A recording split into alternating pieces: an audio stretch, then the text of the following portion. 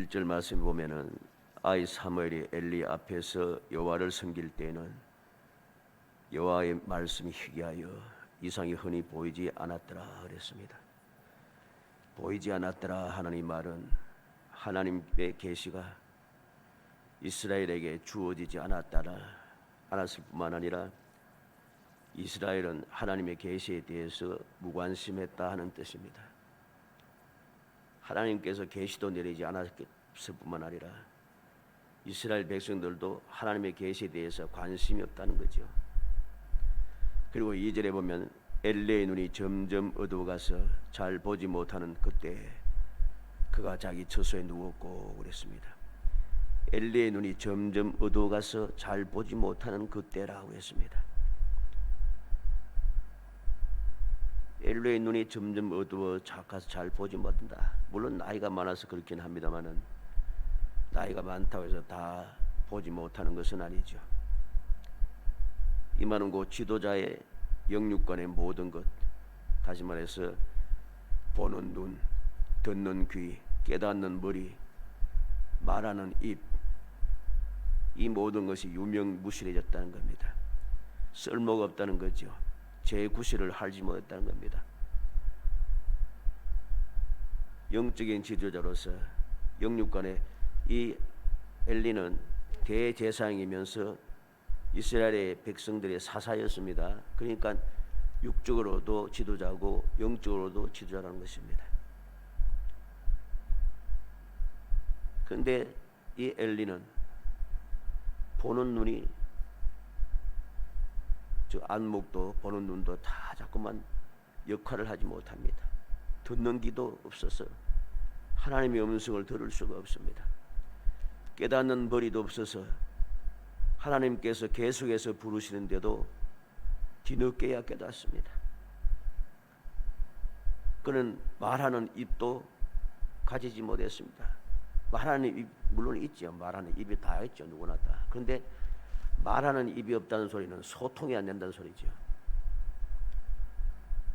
대제사장으로서 사사로서 백성들을 대신하여서 하나님과의 소통이 이루어져야 됩니다. 그런데 하나님과의 소통이 이루어지지 않아요.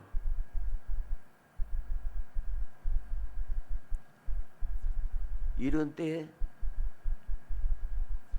이러한 안목과 듣는 귀와 깨닫는 머리와 말하는 입적 소통이 이루어지게 하기 위해서 누구에게 임하고 있습니까?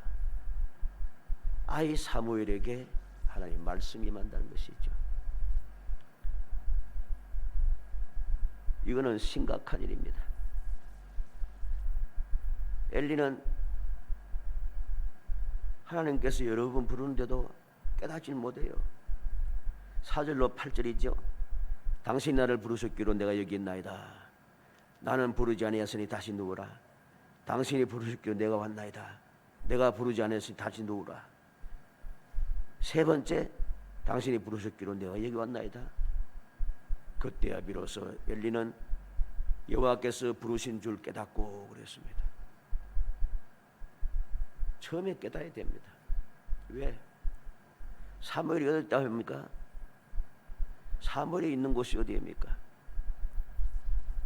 오늘 말씀 3절에 보니까 뭐라고 했어요? 사무엘이 여호와의 언약궤가 있는 여호와의 전에 누워 자다가 그랬습니다. 하나님의 언약궤가 있는 그 하나님의 그 전 성막 안에 자고 있다는 것이죠. 그러면 거기에서 사무엘을 누가 부르겠습니까? 하나님께서 부르시죠. 근데 그는 세 번을 부를 때까지도 깨닫지 못하고 세 번이야 돼서 세 번째 되었어야 여호와께서 부르신 줄 깨달았다 그럽니다. 이 소통이 안 되는 거죠. 깨닫지 못합니다.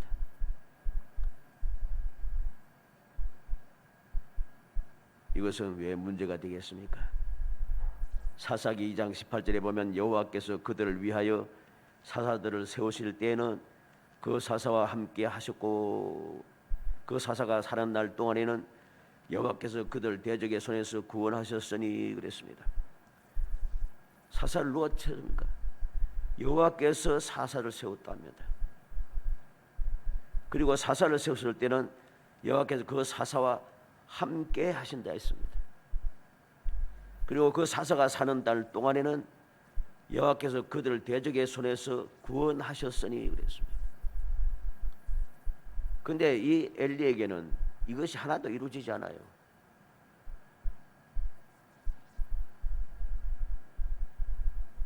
하나님께서 그와 함께 하지 않으시고, 하나님께서 그가 살아있는 동안에 대적의 손에서 구원하여 승리하게 하지 않으시고, 우리가 이미 결과를 알듯이 싸움에서 두 번이나 패하고 두 번째는 언약궤까지 다 뺏기잖아요. 심각한 지경에 이르렀습니다. 엘리는 단순한 사사뿐만 아니라 당시의 대제사장까지 되었는데 어떻게 이렇게까지 되었는가? 아주 막막한 그런 때입니다. 그래서 1절에 민대로 여호와의 말씀이 희귀하여 하는 말씀이 여기에서 나타나는 거죠. 이렇게 여호와의 말씀이 희귀할 때 백성들은 너무나도 답답해지는 거죠. 더군다나 경건하지 않는 백성들은 아무 상관이 없어요. 왜? 무관심하니까. 하나님을 믿지 않는 하나님의 백성들은 하나님께서 말씀하든 말든 상관이 없어요. 하나님의 자녀라 하면서도 하나님의 말씀에 대해서 전혀 관심이 없기 때문이죠. 오직 관심은 세상에만 있습니다. 내가 잘 먹고 잘 사는 데만, 출세하는 데만 모든 것이 있기 때문에 하나님의 말씀이 있든 말든 상관이 없는 거죠. 그러나 믿음의 사람들, 신실한 믿음의 사람들은 그 모든 일들이 너무나도 답답한 겁니다. 그래서 시편 74편 9절에 우리의 표적은 보이지 아니하오며 선지자도 더 이상 없으며 이런 일이 얼마나 오래일는지 우리 중에 아는 자도 없나이다. 시편 기자는 탄식하고 있습니다. 선지자도 없고 이상도 없고 이 어려운 일이 언제까지 있을는지 아는 자도 없고 막막하다는 거죠.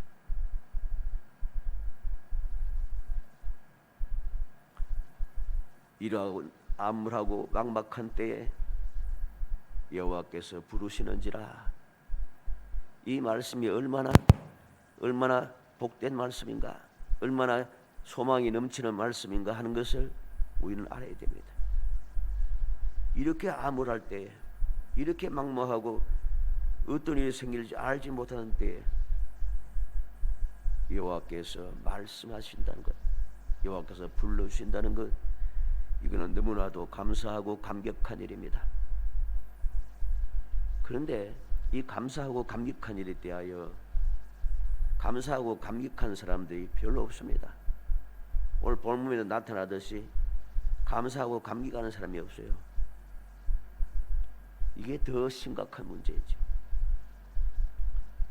아무리 감사 감격하는 사람이 없다 할지라도 하나님께서는 그래도 온전한 믿음의 사람을 위하여 찾아오셔서 말씀해 주신다는 것, 이 사실을 우리는 기억해야 됩니다.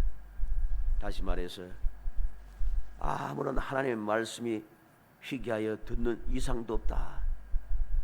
여호와께서 부르시는 소리도 듣지 못하고 이날이 언제까지 일는지 아무도 알지 못하는 막막한 때다.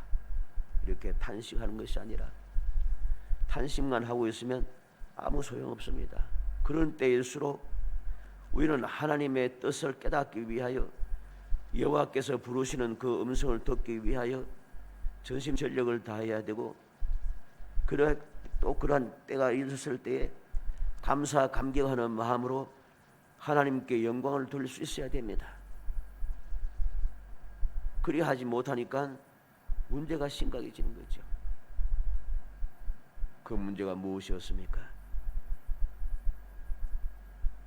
바로 4장에서 나타나듯이 이스라엘 백성들은 전쟁에서 피하고 언약궤를 빼앗기고 아주 수치스러운 일을 당했습니다. 왜? 하나님께서 왜 이렇게 되었는가 하는 것을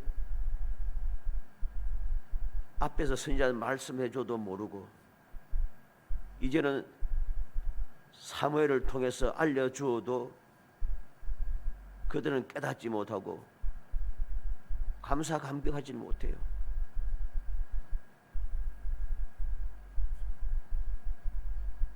뿐만 아니라 더 심각한 것은 오늘 19절로 23절이 나타내 보면 사무엘이 자라매 여호와께서 그와 함께 계셔 그래서 그의 말이 하나도 땅에 떨어지지 않게 하시니 다나에서부터 베르시바까지 온 이스라엘 사무엘은 여호와의 선지자로 세우심을 입은 줄을 알았더라.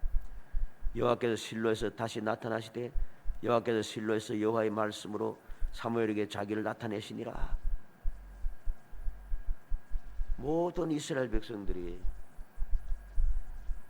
여호와께서 사무엘을 선지자로 세우신 줄을 알았습니다. 그럼에도 불구하고 그들은 온전한 믿음에 서지 못하고 계속해서 그 죄 그대로 회개하지도 않고 사다가 부끄러운 일을 당했다는 사실입니다. 그러나 오늘은 그 말씀을 드리고자 하는 것이 아니라 이렇게 암울할 때에 이렇게 막막할 때에 여호와께서 부르시는 그 은혜를 긍휼의 은총을 우리는 마음에 새게 한다는 것입니다.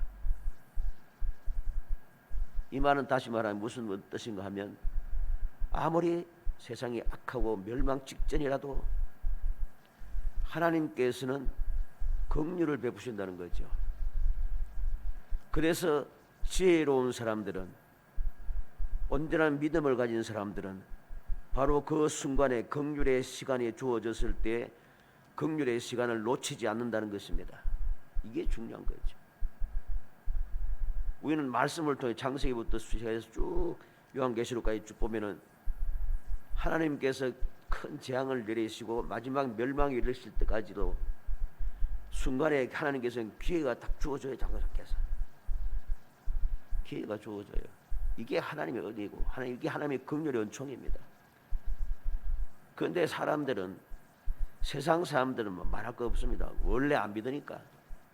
근데 믿음의 사람이라고 하는 사람들조차도 그걸 깨닫지 못하고 그 긍휼의 기회를 스스로 저버린다는 것입니다.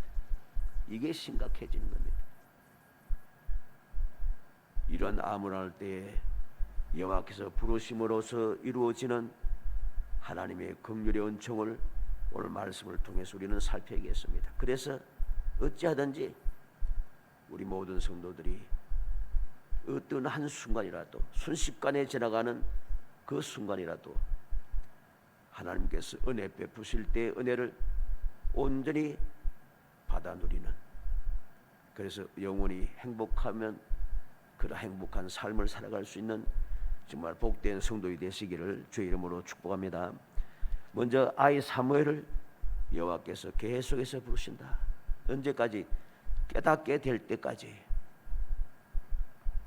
여호와께서 부르시는데, 다시 말해서 긍휼의 은총을 베푸시는데 언제까지 주시는가? 깨닫게 될 때까지. 하나님께서 부르시는 그 부르심을 깨닫게 될 때까지 하나님은 부르신다는 거죠. 4절에 여호와께서 사무엘을 부르시는지라, 6절에도 여호와께서 다시 사무엘을 부르시는지라, 8절 9절에도 여호와께서 세 번째 사무엘을 부르시는지라, 10절에 보면은 여호와께서 임하여 서서 전과 같이 사무엘아 사무엘아 부르시는지라. 비록 아이 사무엘은 깨닫지 못했지라도, 비록 타락하고 영육간에 여러 가지로 막막하여서 제구시를 못하지 못하는 엘리 대상을 통해서 깨닫게 해주시는 그 은혜를 잊게 한다는 것. 엘리를 통해서 깨닫게 될 때에 비로소 사무엘은 하나님과의 소통이 시작되었습니다. 언제였다고 했습니까? 1절에 나타난 대로 아이 사무엘이 엘리 앞에서 여호와를 섬길 때라고 했습니다. 엘리 앞에서라고 하는 말은 엘리의 감독을 받으면서 하는 말이죠. 엘리의 감독을 받으면서 여호와를 섬길 때라는 것입니다. 어떻게 보면 영적으로 전혀 도움이 안 되죠. 그럼에도 불구하고 하나님께서는 그 엘리 앞에서 여호와를 섬기고 있는 사무엘에게 찾아오셔서 사무엘을 부르신다는 것. 또 어느 때입니까? 7절에 사무엘이 아직 여호와를 알지 못하고 여호와의 말씀도 아직 그에게 나타나지 아니한 때라. 사무엘이 아직 여호와를 알지 못합니다. 여호와의 말씀도 아직 그에게 나타나지 아니한 때입니다. 아무것도 모를 때예요. 아무것도 모를 어린 아이 사무엘에게 하나님께서 찾아오셨다. 얼마나 놀라운 일인가, 얼마나 또 하나님의 긍휼의 은총이 어디에까지 낮아졌는가 하는 것을 알아야 됩니다. 어른들은 아무리 말해도 몰라요. 어른들은 전혀 이해하지 못하니까 대제사장도 몰라, 사사도 몰라, 장로들도 몰라, 제사장들도 몰라, 어른들도 몰라. 이러니까 이제 나머지 한 사람 누구입니까? 하나님의 성전에서 하나님을 섬기고 있는 아이 사무엘에게까지 하나님의 말씀이 내려간다는 것. 마지막 긍휼의 은총인 거죠. 아이 사무엘까지도 모르게 되면은 이제는 끝장인 거죠. 그런데 하나님께서는 아이 사무엘을 통해서 긍휼의 은총을 베푸시고 이 아이 사무엘을 통해서 이제 모든 것을 회복시켜 나가는 것을 우리는 말씀을 통해서 보게 되는 것입니다. 두 번째로 아이 사무엘을 선지자로 택하시고 알게 하셨다는 것. 여호와께서 사무엘을 왜 부르셨습니까? 부르셔서 어린 아이 사무엘을 선지자로 택하시고 선지자로 하여금 다른 백성들에게 전할 수 있도록 앞으로 하나님께서 하실 일을 알게 해주시는 겁니다. 그게 무엇입니까? 11절에 보면 여호와께서 사무엘에게 이르시되 보라 내가 이스라엘 중에 한 일을 행하리니 그것을 듣는 자마다 두 귀가 울리리라. 여호와 하나님께서 이스라엘 중에 한 일을 행한답니다. 어떤 일입니까? 듣는 자마다 두 귀가 울릴 수밖에 없는, 두 귀가 울린다는 것. 두 귀가 울린다는 소리 무슨 소리입니까? 놀랍다는 것이죠. 두려운 일이라는 것입니다. 모든 사람들이 깜짝 놀랄 수밖에 없는 소리라는 것입니다. 12절에 내가 엘리 집에 대하여 말한 것을 처음부터 끝까지 그날에 그에게 다 이루리라. 모든 사람이 놀랄 만한 그 소식이 무슨 소식인가? 엘리 집에 대하여 말한 것 처음부터 끝까지 다 이룰 것이다. 이게 바로 이스라엘 백성들의 두 귀를 울리게 하는, 듣는 사람마다 귀가 울리는 하나님의 뜻이라는 것이죠. 14절에 보면 그러므로 내가 엘리의 집에 대하여 맹세하기를 엘리 집의 죄악을 제물로나 예물로나 영원히 속죄함을 받지 못하리라 하였노라. 그 놀라운 듣는 사람마다 귀가 물릴 수밖에 없는 그 놀라운 두려운 하나님의 말씀이 어떤 말씀입니까? 엘리 집에 대한 말인데 이 엘리 집에 내리는 이 저주는 영원히 속죄받지 못할 죄라는 것이죠. 영원히 속죄받지 못할 죄라.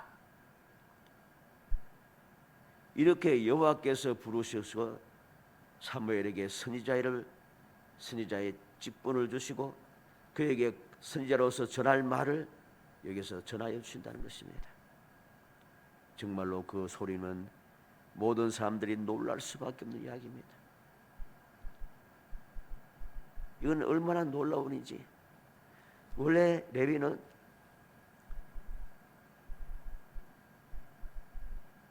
살인으로 인하여서 아버지 야곱을 통하여서 저주를 받습니다. 다른 형제에 비해서 저주를 받습니다. 그래서 그들은 복을 받지 못할 그러한 위치에 있었어요.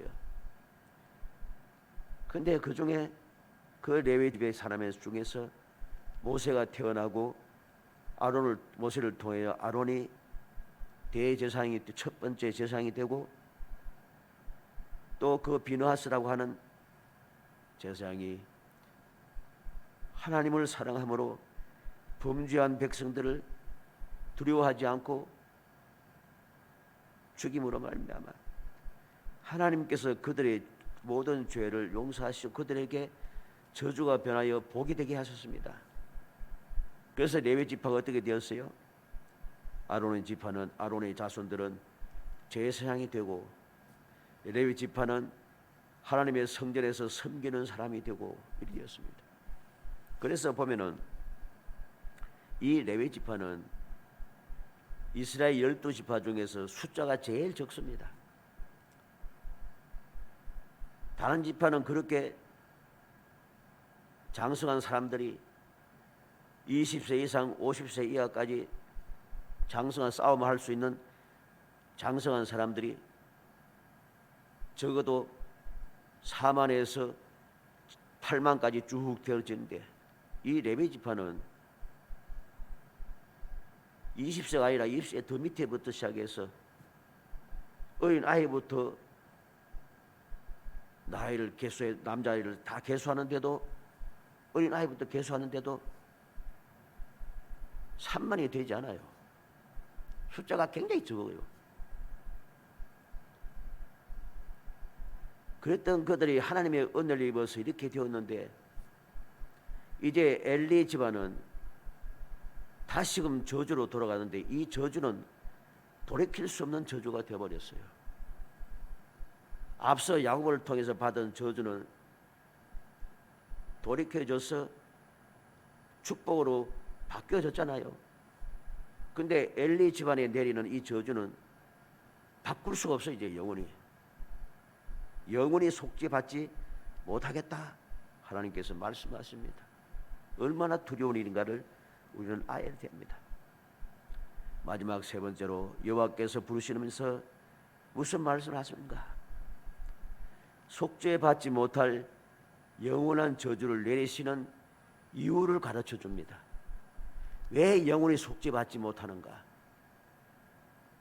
그냥 무턱대고 영원히 속죄받지 못해 하면 어쩌겠어요 우리가. 엘리 제사장의 집안들은 어쩔 수 없다 할지라도 그 후에 오는 모든 백성들에게는 어떻게 했어요?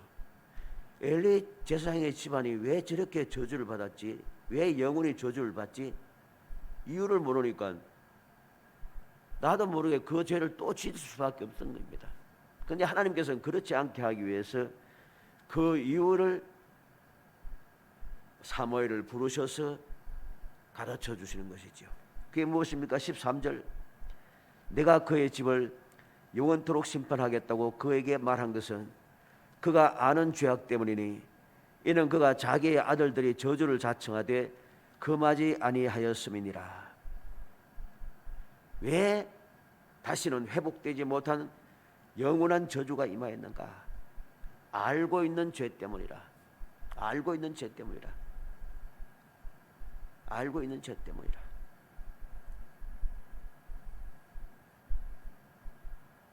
아들들이 저주를 자청하되 금하지 아니하였다. 이 죄를 엘리가 모르는 게 아니에요. 알고 있어요. 그런데 그것을 금하지 아니하고 하나님의 말씀대로 실행하지 않았다는 것이죠. 그것이 결국은 자기뿐만 아니라 자기 후손들이 영원토록 저주를 받는 그러한 저주가 그에게 임하게 되었음을 우리는 명심해야 됩니다. 이 저주는 엘리의 시대부터 시작이 됩니다. 엘리는 자기의 목숨과 살지 못하고 언약궤를 빼앗겼다는 소식을 듣자마자 의자에서 떨어져서 목이 부러져 죽지 않습니까? 그 두 아들 홈리와 베나스는 한날 한시에 죽지 않습니까? 아이를 낳던 며느리는 아이를 낳다가 죽지 않습니까? 그 후손들은 나이가 많은 노인이 없이 전부 다 젊어서 다 죽습니다. 그리고 제사장의 직분을 감당하지 못하게 됩니다. 제사장 노릇을 못 한다는 소리죠. 하나님께서 큰 은혜를 베푸셔서 제사장이 되게 하시고 사사가 되게 하시고 또 죄를 알게 하시고 경고하고 책망하고 저주를 전하여도 애통함이나 회개함이 전혀 없다는 것입니다. 사무엘상 2장 12절에 엘리의 아들들은 행실이 나빠 여호와를 알지 못하더라 그랬습니다. 이 17절에는 사무엘상 2장 17절에는 이 소년들의 죄가 여호와 앞에 심히 크면 그들의 여호와의 제사를 멸시함이었더라. 제사장들이 하나님께 드리는 제사를 멸시하고 있어요. 22절에는 엘리가 매우 늙었더니 그의 아들들이 온 이스라엘에게 행한 모든 일과 해막문에서 수종되는 여인들과 동침하였음을 듣고 그랬습니다.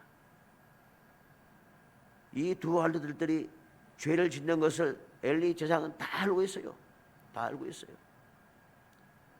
27절에 하나님의 사람이 엘리에게 와서 그에게 이르되 여호와의 말씀이 너희 조상의 집에 애굽에서 바로의 집에 속하였을 때 내가 그들에게 나타나지 아니하였느냐. 하나님께서는 이제 아무리 직접 말씀해도 듣지 않으니까 알고 있어도 고치지 않으니까 선자를 보냅니다. 다른 선자를 보내서 책망합니다. 그런데도 그들은 이 엘리는 회개할 줄 모르고 통회하지도 않고 고치려고 하지도 않습니다. 들은 척만 척하고 있다는 거죠. 사무엘상 2장 29절에 너희는 어찌하여 내가 내 처소에 명령한 내 재물과 예물을 밟으며 내 아들들이 나보다 더 중히 여겨 내 백성 이스라엘이 드리는 가장 좋은 것으로 너희들을 살찌게 하느냐. 그 결과가 무엇입니까?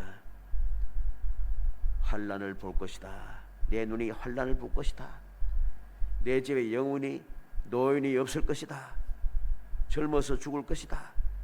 홈리와 비나스가 한날에 죽을 것이다. 하나님께서 말씀하셨습니다.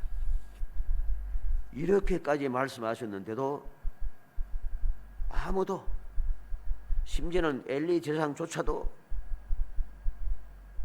회개하지 않아요. 통곡하지 않아요. 마음에 가책도 없어요. 고치려고 생각조차 하지 않아요. 결국은 무엇이 되었습니까? 결국은 영원히 속죄받지 못할 그런 저주를 받게 되었다는 것. 여호와께서 사무엘을 부르시고 이 사실을 알려주십니다. 어느 때에? 엘리 앞에서 여호와를 섬길 때에. 사무엘이 아직 여호와를 알지 못하고 여호와의 말씀도 아직 그에게 나타나지 아니했을 때에, 아직도 어린 아이 사무엘에게 여호와께서 나타나셔서 여호와께서 사무엘을 부르셨다. 하나님의 긍휼의 은총을 볼 수가 있고 하나님의 긍휼의 은총에 이제 마지막 순간을 우리가 보게 되는 것이죠. 이렇게까지 사사도 몰라, 대제사장도 몰라, 제사장도 몰라, 장로들도 몰라, 지도자들도 몰라, 어른들도 몰라, 다 모를 때 하나님께서는 마지막 순간 아이 사무엘을 찾아주고 있다는 것이죠. 우리는 이러한 기회, 긍휼의 은총의 기회를 결코 허투루 낭비해서는 안 되는 겁니다. 은혜를 헛되이 받아서는 안 된다는 거죠. 이러한 하나님께서 베푸시는 긍휼의 은혜의 그 순간을 우리는 항상 깨닫고 그 순간을 놓치지 아니하고 그 은혜를 받아 누리는 사람이 되어야 됩니다. 그래야만이 우리는 소망이 있습니다. 소망이 생기는 것이죠. 그때 우리는 하나님께서 예비하신 그 귀한 은혜를 누리는 기적을 체험하게 되고 기적을 우리가 누릴 수 있는 꿈같은 그 행복함을 우리가 누릴 수 있다는 것이죠. 이러기 위해서 무엇이 필요하겠습니까? 사무엘처럼 항상 하나님과 가까이 하는 생활,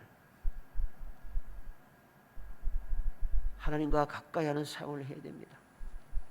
하나님과 가까이 하는 생활, 하나님을 섬기는 생활, 하나님과 교제할 수 있는 시간, 하나님께서 찾아와서 말씀할 수 있는 그러한 마음의 자세, 신앙의 자세를 항상 갖추고 있어야 됩니다. 그래야지 주님께서 말씀하실 때 어찌하든지 내가 깨닫게 됩니다. 어떤 방법이든지 나로 알게 하시게 되고 알게 하심으로 우리는 주님께서 예비하신 그 기회를 놓치지 아니하고 받아 누릴 수 있는 행복한 사람이 되는 것이죠. 간절히 바라기는 우리 모든 성도들이 이제 2022년을 얼마 남겨두지 않은 이 시점에 하나님께서 찾아와 부르시는 그 음성을 듣고 모든 것이 끝난 것 같고 모든 희망이 사라진 것 같은 그런 순간일지라도 하나님의 음성을 듣기 위하여 하나님을 가까이 하고 하나님과 교제를 이어감으로써 하나님 말씀하실 때 그 말씀을 듣고 세상의 소리에 귀 기울이고 사람의 소리에 귀 기울이고 그렇게 하다가 하나님의 말씀을 듣지 못하고 그냥 헛되이 낭비하는 사람이 아니라 아무리 세상 속에 소란하고 사람들의 말이 달고 또 달아도 그런 세상의 소리, 사람의 소리가 아니라 그 소리 중에서 하나님의 음성을 들을 수 있는, 그래서 하나님의 그 귀한 은혜를 누리고 소망의 즐거움을 가지고 예비하신 그 은혜를 누리며 꿈같은 즐거움을, 꿈꾸는 것 같은 그 행복함을 찾아낼 수 있는 복된 성도이 되시기를 주의 이름으로 축복합니다. 은혜 감사합니다. 사랑하여 주셔서 택하여 주시고 저희들 하여금 험한 세상에 아무리 아버지 세상이 험하여지고 믿음이 땅에 떨어지고 신앙생활이 아버지 더러워지고 여러 가지로 문제가 심각한 이런 때일지라도 주님께서는 그래도 긍휼의 은총을 베푸시사 주님께서 아이 사무엘에게 나타나셔서 여호와께서 불러주시고 기회를 주시는 은혜를 생각할 때 감사하고 감사합니다. 주여 믿음을 주옵소서. 저희들 깨어 경성케 하여 시원합니다. 험악한 세상이라고 암울한 시대라고 신앙이 아버지 여러 가지로 땅에 떨어졌다고 그렇게 아버지 낙심하고 원망하고 불평하며 아버지 여러 가지로 근심 걱정된 삶을 살지 말게 하시고 그럴 때일수록 더욱 정신을 차리고 믿음을 굳게 지키고 하나님께 더 가까이 나아가며 주님의 음성을 듣기 위하여 열심을 내게 하시사 시끄러운 세상의 소리 중에서 사람의 어리석은 말 중에서 오직 주님의 음성을 들으며 주님께 나아가 주의 말씀을 깨닫고 주님을 영화롭게 하고 주님 예비하신 그 길을 바라보며 소망의 길로 나아갈 수 있는 저희들이 될 수 있도록 성령께서 감화 감동하여 주시기 원합니다. 지혜와 총명을 더하여 주시사 깨달아 알게 하여 주시기 원합니다. 깨달을 뿐만 아니라 굳게 믿고 실천할 수 있도록 능력을 더하여 주시기 원합니다. 열심을 내어 주를 섬기게 하시사 아버지 소망 중에 절구하는 아버지 긍휼의 은총을 마음껏 누리며 살아가고 소망을 아버지 회복시켜 나아가 하나님을 기쁘시게 하고 우리 삶을 복되게 만들어가며 이 귀한 복을 후손들에게 이어받게 하는 진정한 존경받고 존귀한 무엇보다 하나님께 인정받는 조상들이 될 수 있도록 은총을 베풀어 주옵소서. 예수님의 이름으로 기도합나이다. 아멘.